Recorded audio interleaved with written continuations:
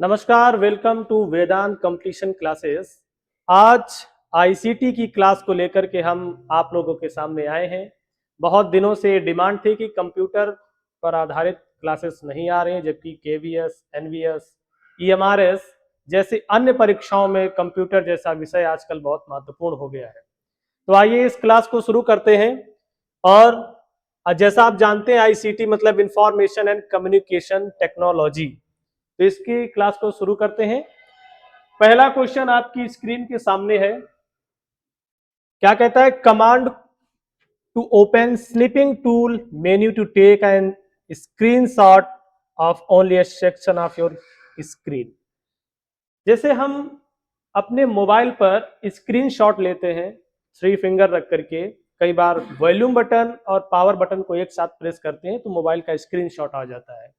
लेकिन अगर हमें कंप्यूटर पर स्क्रीनशॉट लेना हो तो जानते हैं कि जो विंडोज आपका ऑपरेटिंग सिस्टम है उसमें एक इनबिल्ड टूल होता है जिसको हम जानते हैं स्निपिंग टूल के नाम से।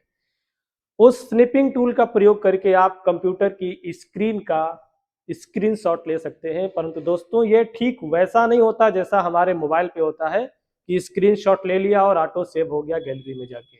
इसको सेव करने के लिए हमें मैन्युअली काम करना पड़ता है।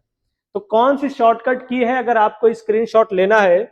तो देखिए, इसके लिए आप विंडोज की के साथ कंट्रोल और एस की को प्रेस करके एक साथ अगर आप प्रेस करेंगे तो आप ले सकते हैं। सॉरी, विंडोज की कंट्रोल और एस एक साथ प्रेस करेंगे तो ले सकते हैं स्क्रीनशॉट। कंट्रोल शिफ्ट और के इसका प्रयोग लेटर फॉर्मेटिंग के लिए किया जाता है। अगला क्वेश्चन देखें। अगला क्वेश्चन है glow outline reflection and sorry glow outline reflection are known as. किस नाम से जानते हैं, या यूं कहें इन वर्ड्स का प्रयोग हम किसकी फॉर्मेटिंग में कर सकते हैं? तो देखिए, इसका प्रयोग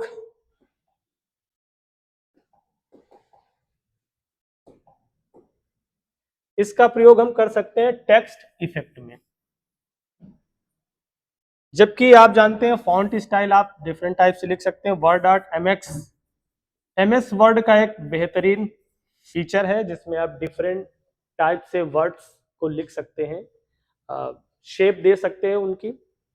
जबकि ग्लो देना हो, जैसे कि किसी टेक्स्ट के साइड में किस कलर का ग्लो आ रहा है पीछे से, बैकग्राउंड से, उसके साथ आउटलाइन। आउटलाइन का अर्थ होता है एक पतली सी रेखा जो इसी टेक्स्ट के आसपास बनी होगी, वो किस कलर की है। अगर आप एडिटिंग का काम करते हैं, कभी आपने कोई वीडियो बनाई होगी, तो आप अगर उसमें कोई टेक्स्ट ऐड करना चाहते हैं तो ये मल्टीपल ऑप्शन आपको वहां पे मिल जाएंगे। तो इसका राइट आंसर हो जाएगा टेक्स्ट इफेक्ट्स। अगला क्वेश्चन देखें। अगला क्वेश्चन कहता है which of the following computer viruses damage the formatting of a computer and does not allow it to edit allow नहीं करता। ये ऐसा वायरस है जो एडिट अलाउ नहीं करेगा और काम क्या करेगा? डैमेज कर देगा। किसको? Damage the formatting of a document. जो आपके डॉक्यूमेंट्स पड़े हुए हैं सिस्टम में, कंप्यूटर में, उनकी फॉर्मेटिंग को डैमेज कर देगा और आपको एडिटिंग अलाउ नहीं करेगा। अगर आप पुराने यूजर हैं कंप्यूटर के तो आप जानते होंगे कई बार आपको ऐसी प्रॉब्लम फेस करनी पड़े होंगी कि आप कोई पेन ड्राइव इंसर्ट कर रहे हैं अपने कंप्यूटर पे, तो चीजें शॉर्टकट से बन जाती हैं, फोल्डर्स हो या फाइल्स हो या अदर चीजें।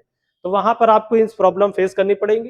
कई बार ईमेल के माध्यम से भी वायरस आ जाते हैं, या कई बार हम कुछ फाइलें इंटरनेट के माध्यम से डाउनलोड करते हैं तो उसके साथ वायरस भी डाउनलोड हो जाते हैं। तो यहाँ पे ये जो नेचर है वायरस का, damage the formatting of a document and does not allow to edit it, ये आपका वायरस होता है माइक्रो वायरस। किस श्रेणी में रखेंगे हम इनको? इनको हम रखेंगे माइक्रो वायरस की श्रेणी में। आप इसका भी नाम जानते हैं बूट सेक्टर वायरस। ऐसा वायरस जो कंप्यूटर की जो बूटिंग प्रोसेस होती है, जब हम कंप्यूटर को ऑन करते हैं तो जो फर्स्ट स्क्रीन हमारे सामने आती है उसको हम कहते हैं बूटिंग प्रोसेस। जो बूटिंग प्रोसेस के साथ वायरस स्टार्ट हो जाता है, बड़ा डिफिकल्ट होता है उसको सिस्टम से हटाना, तो वो हमारी जो मास्टर बूट रिकॉर्ड होता है एमबीआर, उसको इफेक्ट करता है। आगे देखते हैं अगला क्वेश्चन। क्वेश्चन कहता है dash is a type of cyber crime attack where unsolicited bulk messages are sent to a large number of users indiscriminately. एक प्रकार का साइबर अपराध की बात हो रही है। क्या होता है? जहां बड़ी संख्या में उपयोगकर्ताओं को अनचाहे थोक संदेश भेजे जाते हैं बल्क में। कई बार आप देखते होंगे, ये बल्क का मैं कॉन्सेप्ट आपको समझाऊं, कई बार आप कुछ ऐसी वेबसाइट एक्सेस करते होंगे जिनमें मल्टीपल वेबसाइट अचानक से ओपन होती चली जाती है, या फिर आपने ऐसा अनुभव कभी टेलीग्राम पे किया होगा, आप अनवांटेड ग्रुप्स पे, चैनल्स पे जुड़ते चले जाते हैं, कहीं पर किसी गलत बोट के माध्यम से अगर उसने आपने उसको एक्टिवेट कर लिया है तो यहां पर किसकी बात हो रही है? तो यहां पर दोस्तों बात हो रही है, एक मिनट, यहां पर बात हो रही है स्पैमिंग की। इसको बोलते हैं स्पैम करना। स्पैम मैसेजेस, स्पैम कॉल्स आपने देखी होंगी, कई बार ट्रू कॉलर से कॉल आती है, उस पर स्पैम लिख के आता है। कारण क्या होता है? स्पैम मोस्टली ट्रू कॉलर उन नंबर्स को शो करता है जहां पे ट्रू कॉलर देखता है कि इस पर्टिकुलर मोबाइल नंबर से मल्टीपल टाइम दिन में बहुत सारी कॉल की जा रही यूजर्स को, इसलिए उनको इंडिकेट कर देता है। बाकी चीजों को समझते हैं, जैसे प्लेगरिज्म, साहित्यिक चोरी। अगर आपने पीएचडी की है या फिर आप एमए कर रहे हैं तो आपको लघु शोध प्रबंध या यूं कहें थीसिस बनानी पड़ती है, तो वहां आप अगर ओरिजिनल कंटेंट नहीं रख रहे हैं, आपको जो टॉपिक दिया गया है रिसर्च का, अगर आप उस पर रिसर्च पे काम नहीं कर रहे हैं, जेन्युइन डाटा नहीं दे रहे हैं, और आप बस ये कोशिश करते हैं कि कहीं से कॉपी पेस्ट कर लिया, किसी का डाटा किसी किताब से चोरी कर लिया, तो उस स्थिति में ये एक टर्म है जो उस कंटेंट को पकड़ने का काम करता है कि आप ये कंटेंट कहां से लेकर के आ रहे हैं, तो ये वहां से रिलेटेड है।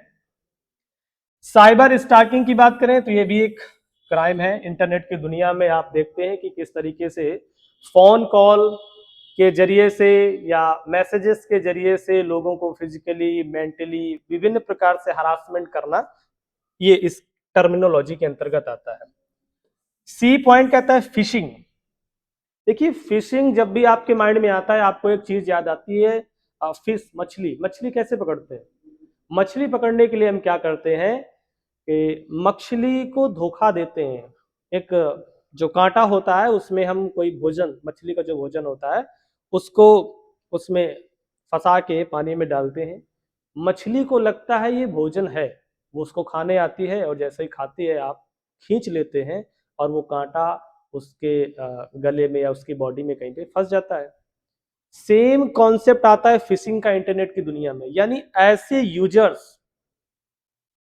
या ऐसे लोग जो इस विचारधारा के साथ एक किसी गवर्नमेंट की या संस्था की फेक आईडी बना करके आपको प्रभावित करते हैं। एग्जाम्पल के तौर पर मैं बताऊं, ऐसी कई संस्थाएं हैं जो जॉब दिलाने के नाम पर जैसे आपसे कहती हैं कि एयरपोर्ट में कोई भी कर्मचारी की जॉब है, आप इसके लिए अप्लाई कीजिए। फिर आपको वही लोग कहेंगे कि आपके पास ऐसा ऐसा सर्टिफिकेट होना चाहिए, आप कहते हैं मेरे पास नहीं है। फिर वही लोग आपको सजेस्ट करेंगे कि इलाहाबाद में, गोरखपुर में एक ऐसी संस्था है जो कुछ ही दिनों में आपको ऐसा सर्टिफिकेट बना के दे देगी, आप वहां से बनवा लीजिए और फिर आपको ये जॉब 30,000, 35, 40, 50,000 की मिल जाएगी। आप उस संस्था में बात करते हैं और वो संस्था कहती है कि आप विशेष हैं, आपको एक स्पेशल फील कराया जाएगा। फिर आपसे ऑनलाइन पैसे मांगेंगी, आपको जाने की जरूरत नहीं, कोई डॉक्यूमेंट की जरूरत नहीं, और सीधे सीधे वहां से आपसे सिर्फ पैसे ले लेंगे। उसके बाद ना जॉब देने वाला दिखेगा और ना वो संस्था। इस प्रकार आप इसके फिशिंग के शिकार बन जाएंगे। यानी आपको देखने में तो लगेगा कि ये एक गवर्नमेंट संस्था है या एक रेपुटेटेड संस्था है, लेकिन असल में वो होती नहीं है। यानी फेक आईडी बना करके किसी को परेशान करना, किसी को धोखा देना वगैरह वगैरह इसके अंतर्गत आता है। तो 4 नंबर का राइट आंसर है स्पैमिंग। अगला क्वेश्चन देखें, क्वेश्चन नंबर 5 क्या कहता है, पढ़िए। 5 कहता है arrange the following printers types in order of print quality highest to lowest. हमें क्या करना है, हाईएस्ट से लोवेस्ट की ओर चलना है। किसको, किस मामले में, प्रिंटर्स के टाइप में।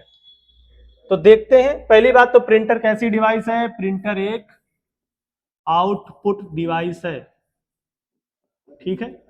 इसके साथ ही प्रिंटर में आप देखते हैं स्कैनर भी लगा हुआ होता है, और स्कैनर कैसी डिवाइस है, इनपुट, ठीक है। ये तो बात की बात है। बात करते हैं, जैसे आप जो भी प्रिंटर्स देखते हैं नॉर्मली आज की डेट में, वो सारे लेजर प्रिंटर होने की प्रबल संभावना है, ठीक है। इसके बाद अगर आप किसी गवर्नमेंट संस्था में देखें जहां पर एक बड़ा सा पेपर होता है, उसमें बहुत स्लोली स्लोली प्रिंटिंग का काम चल रहा होता है और उसमें आवाज भी आती है, आप देखते हैं प्रिंटिंग के टाइम पे, वो होते हैं इंकजेट प्रिंटर। स्लोली काम करेंगे, रफ काम करेंगे, बहुत हाईली एक्यूरेटेड इमेज नहीं बनेगी, लेकिन उनका काम इसलिए लिया जाता है क्योंकि उनकी जो प्रिंट क्वालिटी है वो ड्यूरेबल होती है, काफी समय तक उन रिकॉर्ड्स को रखा जा सकता है। तो यहां पर अगर हम क्वालिटी की बात करें, प्रिंट गुणवत्ता की, तो नंबर 1 पे हमारा आ जाएगा कौन, लेजर प्रिंटर। 1 नंबर पे इसको रखेंगे। और हम जहां अभी हमने चर्चा की कि जो सबसे रफ क्वालिटी देते हैं, स्लो काम करते हैं, क्योंकि उनमें डॉट के माध्यम से प्रिंटिंग होती है, तो 4 ऑप्शन है, तो 4 नंबर पे इसको रखेंगे। अब बात करते हैं इंकजेट और थर्मल की। देखिए इंकजेट की जो क्वालिटी है वो लेजर से थोड़ा सा नीचे है, थोड़ा सा स्लो है, और इंक को जेट के माध्यम से थ्रो करता है वो प्रिंटर पेपर पे, तब जाके वो इमेज डिजाइन बनती है।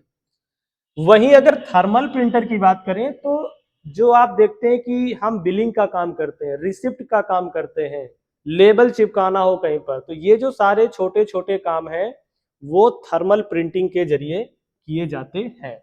यानी 1 नंबर पे इसको रखा, 2 पे, सॉरी 4 पे इसको रखा, 2 पे इसको रखेंगे, और 3 पे इसको। इस हिसाब से पहले आ जाएगा बी, ठीक है, 3 पे बी है, फिर आ जाएगा 2 नंबर का है इंकजेट, यानी बी के बाद सी, बी के बाद सी यहां भी है और यहां भी है, लास्ट में रखना है डॉट मैट्रिक्स ए को, यानी D is the right answer, ठीक है। अगले क्वेश्चन की ओर चलें। अगला क्वेश्चन है हमारा मीडिया एक्सेस कंट्रोल से, यानी मैक एड्रेस। काफी नाम सुना होगा आप लोगों ने इसका, कि अभी पेपर में कई बार पूछा भी जाता है कि मैक एड्रेस कितने बिट्स का होता है। तो दोस्तों मैक एड्रेस 48 बिट्स का होता है, लेकिन अगर ये पूछ ले कितने बाइट्स का होता है, तो आप जानते हैं कि 48 में किसका भाग दे दें, 8 का, 8 छंग 48, यानी 8 बाइट का हो जाएगा, सॉरी 6 बाइट का हो जाएगा। आगे अगला क्वेश्चन देखते हैं। अगला क्वेश्चन पढ़िए आप, तब तक मैं देखता हूं, मैं भी पढ़ रहा हूं। While sending an email to while sending an email to differentiate among two CC and BCC fields, which of the following statement is true? Email भेजते समय 2CC और BCC फील्ड में अंतर करने के लिए निम्नलिखित में कौन सा कथन सत्य है। मतलब 4 कथन आपके सामने हैं और 4 में से सिर्फ एक कथन सत्य है, बाकी 3 असत्य है। तो करना क्या है, आपको सिर्फ ये देखना है कि जहां पर ये फील्ड दिए हुए हैं, जैसे ये बीसीसी फील्ड, अब बीसीसी के बारे में दिया गया है कि बीसीसी फील्ड के प्राप्तकर्ता 2 और सीसी फील्ड के पते देख सकते हैं, ठीक है, राइट। उसके बाद यहाँ 2 फील्ड दिया हुआ है, फील्ड के प्राप्तकर्ता बीसीसी और सीसी फील्ड के पते देख सकते हैं, और यहाँ पर ये दिया हुआ है सीसी फील्ड के बारे में, और इसमें दिया हुआ है केवल सीसी फील्ड के बारे में। तो यहां पर ये कथन हमको राइट लग रहा है, इस प्रकार सी इज द राइट आंसर हो जाएगा। आगे चलते हैं। अगला क्वेश्चन है आपका, which of the following technology is used in second generation of computer. यानी कंप्यूटर की जो दूसरी पीढ़ी थी उसमें कौन सी टेक्नोलॉजी यूज की जाती है। मोस्ट इंपॉर्टेंट क्वेश्चन की श्रेणी में आप इस घटनाक्रम को रख सकते हैं। मोस्टली क्या होता है, कंप्यूटर से जब एक बेसिक सा क्वेश्चन पूछना होता है तो पूछते हैं कि कंप्यूटर की first, second, third, fourth and fifth generation में किन किन टेक्नोलॉजीज का प्रयोग होता है। तो आइए समझते हैं इसको। देखिए 4 चीजें दी गई हैं, ये भी समझ लेते हैं कि कौन किस पीढ़ी से है। वैक्यूम ट्यूब्स की बात करें तो ये पहली पीढ़ी में यूज होती थी टेक्नोलॉजी, ठीक है। वैक्यूम ट्यूब से जब थोड़ा सा आगे बढ़े हम तो हम आ गए किसमें, ट्रांजिस्टर में, यानी सेकेंड जनरेशन। इसके बाद जब ट्रांजिस्टर को हमने एक सर्किट पे बिल्ड किया और बना दी क्या, आईसी, यानी इंटीग्रेटेड सर्विस, जिसे हम आईसी के नाम से जानते हैं, ये आ गई थर्ड जनरेशन। और उसके बाद जो फोर्थ जनरेशन बनी VLSI, वेरी लार्ज करके, सॉरी, इंटीग्रेटेड सर्किट। तो यहां पर ये फोर्थ जनरेशन हो जाएगा, ठीक है।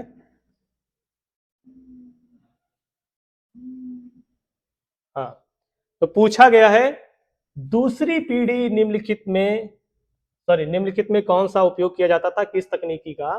तो राइट आंसर हो जाएगा हमारा ट्रांजिस्टर।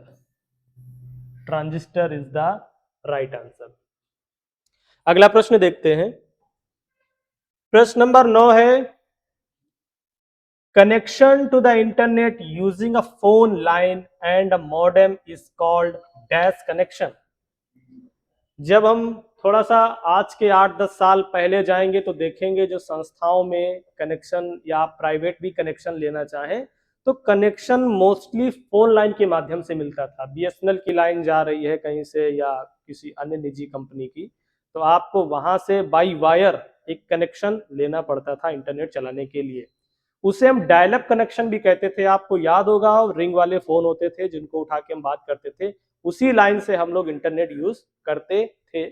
आज भी बीएसएनएल के कई सारे ऐसे कनेक्शन यूज होते हैं, पर जब से ये निजी कंपनियां जैसे एक्साइटेल हो गई, जियो फाइबर हो गई या एयरटेल की जो सर्विसेज हैं, उसके अलावा जो इंटरनेट हमें टेलीकॉम सेक्टर में टावर्स के माध्यम से मिलता है वो आ गया।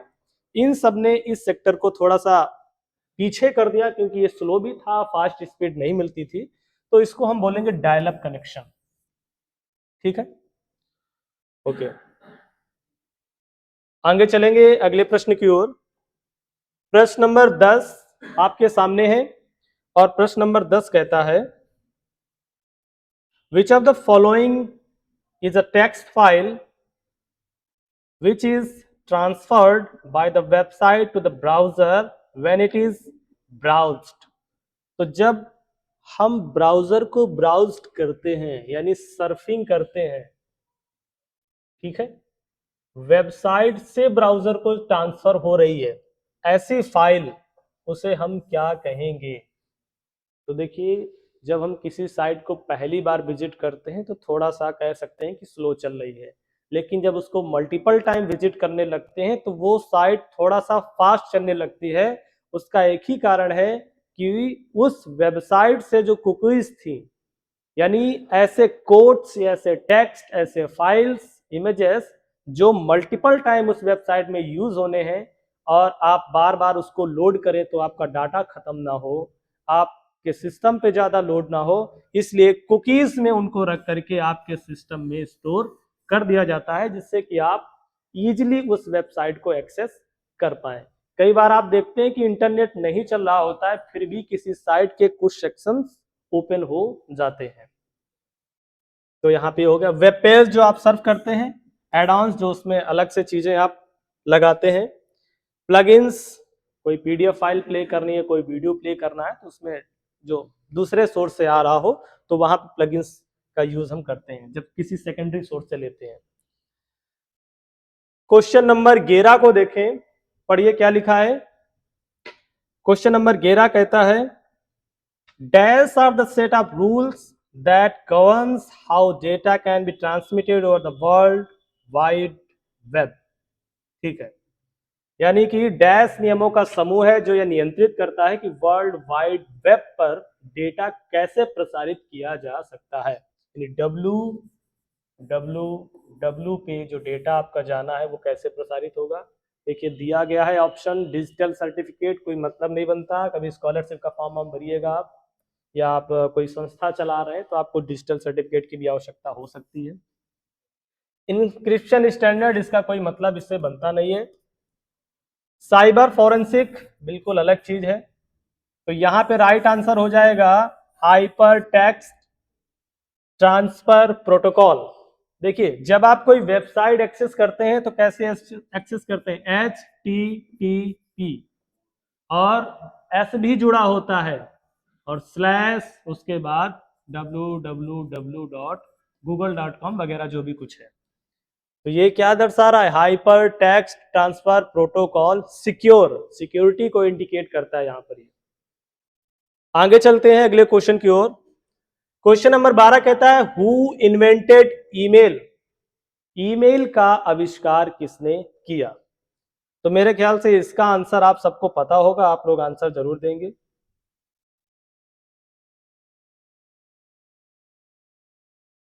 चलिए मैं ही बता दूं, इसका आविष्कार किया था आर टॉमलिंसन ने, और इन्होंने ही एक सिंबल दिया था @। इधर लिखेंगे आप यूजर नेम ABCD, सारे लेटर स्मॉल में ही होंगे।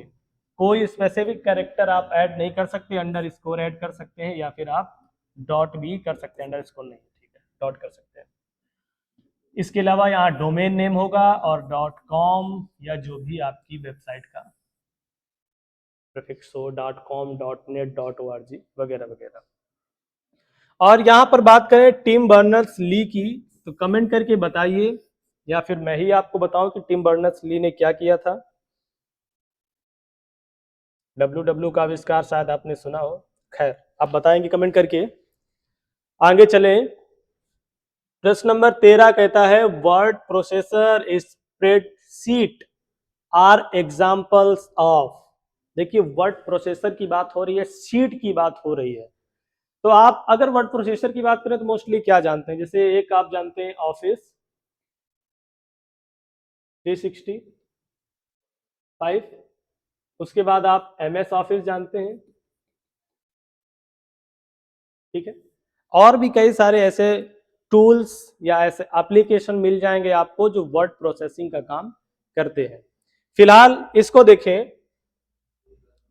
तो यहां पर इसका राइट आंसर हो जाएगा एप्लीकेशन सॉफ्टवेयर, यानी ऐसे सॉफ्टवेयर जो किसी सिस्टम के कोर में मौजूद नहीं होते, सिस्टम को चलाने का काम नहीं करते, सिर्फ यूजर से इंटरेक्ट करते हैं, उनको बोलते हैं एप्लीकेशन सॉफ्टवेयर। लेकिन ऐसे सॉफ्टवेयर जो सिस्टम को चलाते हैं, किस तरीके से एक यूजर सिस्टम से इंटरेक्ट करेगा ऐसा एनवायरनमेंट देते हैं, वो कहलाते हैं सिस्टम सॉफ्टवेयर, जैसे कि drivers, interpreters, compilers, operating system, ठीक है, वो कहलाते हैं सिस्टम सॉफ्टवेयर।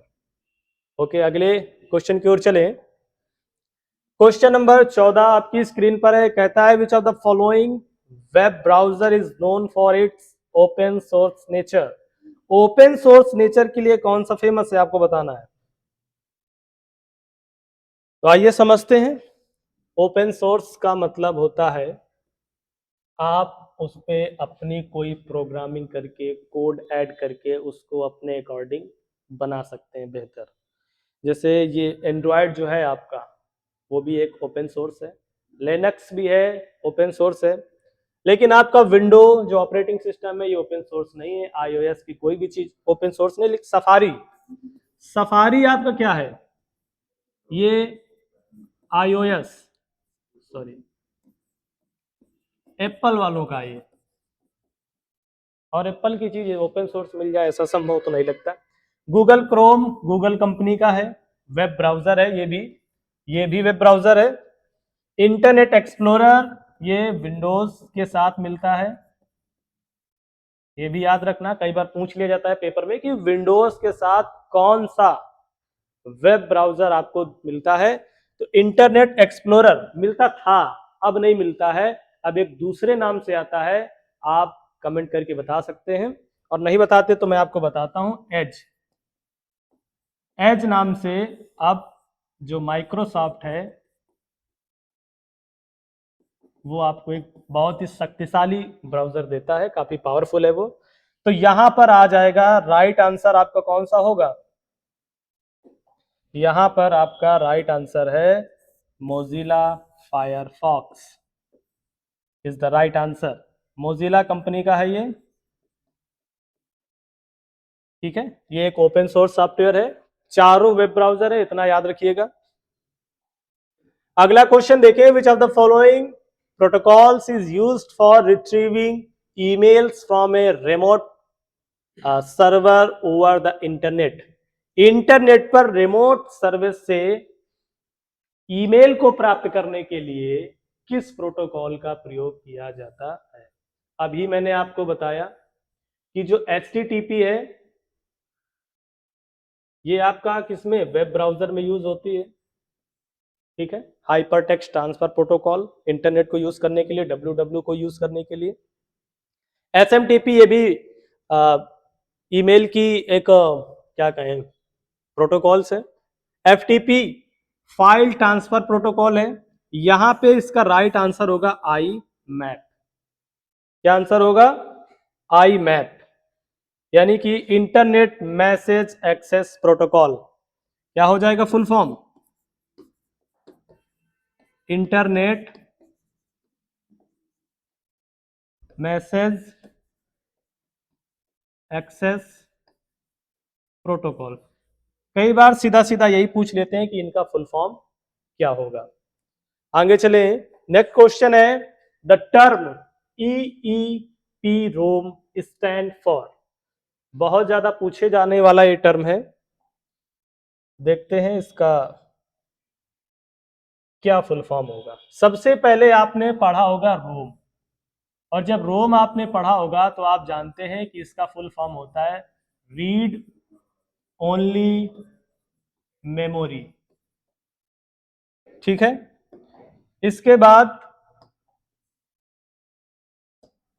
पी से आपने पढ़ा होगा, इसके बाद बना प्रोग्रामेबल,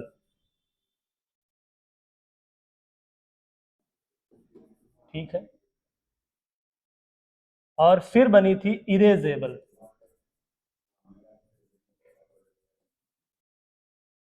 और उसके बाद बनी थी इलेक्ट्रिकली, ठीक है। यानी electrically erasable programmable read only memory is the full form of EEPROM। कई बार पेपर में पूछा जाता है, तो आप इसको याद करके रखिएगा। यहां पर इसका राइट आंसर हो जाएगा option A, electrically erasable programmable read only memory is the right answer.